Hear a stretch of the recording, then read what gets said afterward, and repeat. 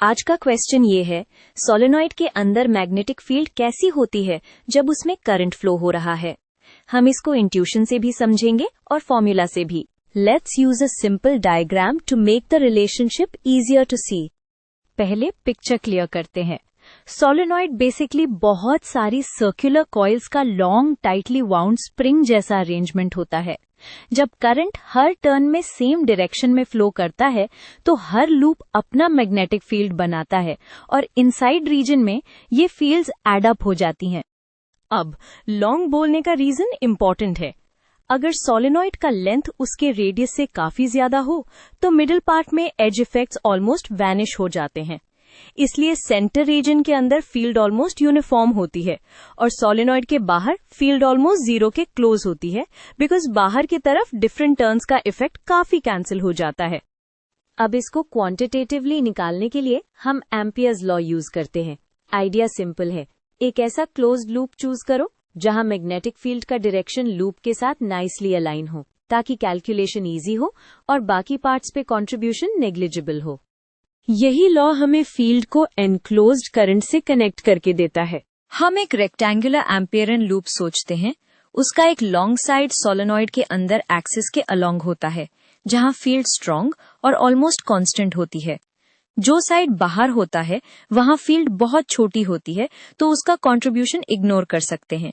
और जो to short sides हैं उन पर फील्ड और पाथ परपेंडिकुलर होते हैं, तो डॉट प्रोडक्ट जीरो के क्लोज आता है। अब इंटीग्रल का मतलब प्रैक्टिकल वे में ये बनता है, इनसाइड वाले सेगमेंट पर b कांस्टेंट मान सकते हैं, so contribution becomes b times length. Enclosed current के लिए लूप जितनी लेंथ कवर करता है उतने टर्न्स कट होते हैं। अगर turns per unit length n है तो enclosed turns n times length होंगे और हर टर्न में current I, so enclosed current becomes n times length times I। Nice. अब दोनों साइड्स में लेंथ कैंसिल हो जाती है। इसे एक सुपर क्लीन रिजल्ट मिलता है। सोलेनॉइड के अंदर मैग्नेटिक फील्ड डायरेक्टली प्रोपोर्शनल होती है परमिएबिलिटी, टर्न्स पर लेंथ और करंट के। यही मेन फॉर्मूला है जो आपको याद रखना चाहिए फॉर अ लॉन्ग सोलेनॉइड। ये लॉन्ग सोलेनॉइड के सेंटर के अंदर का मैग्नेटिक फील्ड है। यहाँ n का मीनिंग भी क्लियर रखो। n turns per unit length होता है, यानी टोटल टर्न्स n को लेंथ L से डिवाइड कर दो। इस पॉइंट पर स्टूडेंट्स कभी कभी n को टोटल टर्न्स मान लेते हैं, बट नहीं, n is density of turns along the length.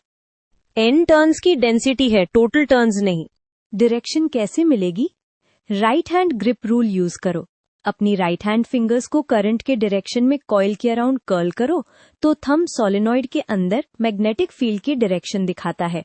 Field lines inside almost parallel होती हैं एक्सिस के अलोंग। अगर सोलेनॉइड के अंदर आयरन कोर जैसा मटेरियल हो तो सेम लॉजिक अप्लाई होता है, बस परमिएबिलिटी इंक्रीज हो जाती है। प्रैक्टिकली इससे फील्ड का मैग्नीट्यूड काफी बड़ा हो सकता है। लॉन्ग सोलेनॉइड अजम्पशन फिर भी सेंटर रीजन के लिए बेस्ट वर्क करता है।